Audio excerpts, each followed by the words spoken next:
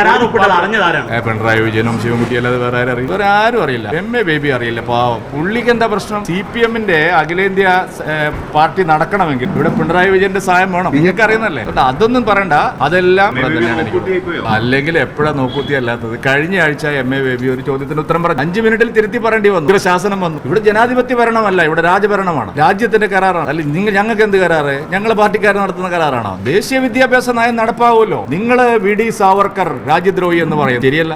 എത്രയോ പതിറ്റാണ്ടുകൾ ആൻഡമാനിൽ തടവിൽ കഴിഞ്ഞ VD സാവർക്കറെ നിങ്ങൾ ഇല്ലാത്ത കാര്യങ്ങൾ പറഞ്ഞ് ദ്രോഹിക്കുന്നു. ഞങ്ങൾ പഠിപ്പിക്കും. ഇനി ഒന്നുകൂടി ഞാൻ പറയാം, ഡോക്ടർ ഹെഡ്ഗേവാർ, പണ്ഡിറ്റ് ദീൻദയാൽ ഉപാധ്യായ, അവരൊക്കെ പാഠ്യപദ്ധതിയുടെ ഭാഗമാവുന്നു. കോൺഗ്രസ് തമസ്കരിച്ച എല്ലാ ചരിത്രവും ശരിയായ നിലയിൽ നിങ്ങളെന്ത് ഈ നെഹ്റുവിന്റെയും ഈ പിന്നെ ഇന്ദിരാഗാന്ധിയുടെയും മാത്രം ചരിത്രം പഠിച്ചാൽ മതി. ഇഷ്ടമല്ലാത്തതിൽ പഠിക്കണ്ട, വളച്ചൊടിക്കില്ല. ശരിയായ ചരിത്രം കുട്ടികളെ പഠിപ്പിക്കണം. അത് ന്യായമായിട്ടുള്ള കാര്യമാണ്. അതിനല്ലേ ഞങ്ങൾക്ക് ഇത്ര മാൻഡേറ്റ് തന്നിരിക്കുന്നത്. ഞങ്ങൾ താഴെ ഇറക്കിക്കോളൂ. ഇവിടെ രാജഭരണല്ലേ, ജനാധിപത്യ ഭരണമാണോ? സ്വന്തം മന്ത്രിമാരോട് പറയാത്തതിന് ഞങ്ങൾ എന്തിനാണ്? കൂടുതൽ താല്പര്യമൊന്നുമില്ല, കാശിന്റെ ബുദ്ധിമുട്ടാണെന്നാണ് ഇവർ പറയുന്നത്. ഇത് നടപ്പാക്കാതിരിക്കാൻ പറ്റില്ല. ഇതൊക്കെ നടപ്പാവും. ഇപ്പൊ വഖഫ് നിയമം നടപ്പാക്കില്ലെന്ന് പറഞ്ഞാൽ എന്താ? കേരളം വേറെ രാജ്യം, തമിഴ്നാട് ഇപ്പൊ പൊളിയുന്നേ, അവര് പൊളിഞ്ഞ് പാളീസായിട്ട് അവര് നടപ്പാക്കേണ്ടി വരും. തമിഴ്നാടിനെയും ബംഗാളിനെയും ഇരുട്ടിൽ നിർത്തിയെന്നാണ് ഇവർ പറയുന്നത്. ആര്? CPM-മാര്.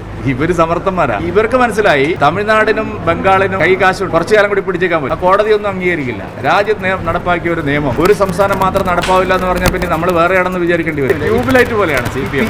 പെട്ടെന്ന് കത്തൂല. തന്ത്രം എന്ന് പറയുന്നത് അവിടെ ഇരിക്കുന്ന ഒരു പൊട്ടന്മാരാണ്. കോൺഗ്രസ് ഗവൺമെന്റുകളെല്ലാം ഒപ്പിട്ടു.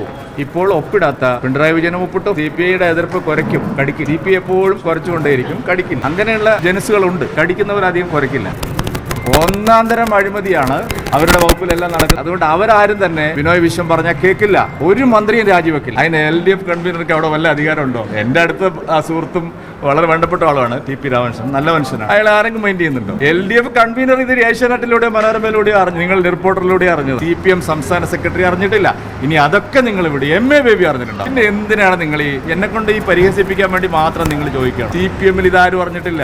LDF കൺവീനർ അറിഞ്ഞു, പക്ഷേ പുള്ളി വ്യവസ്ഥ പഠിക്കാൻ എവിടെ ഈ വ്യവസ്ഥ പഠിക്കാതെയാണോ ഇത്രയും കാലം സമരം ചെയ്തത്? ഇന്നലെ ഞാൻ പറയട്ടെ, ശിവൻകുട്ടി ഇന്നലെ എല്ലാം എടുത്തിട്ട് കൊടുത്തു.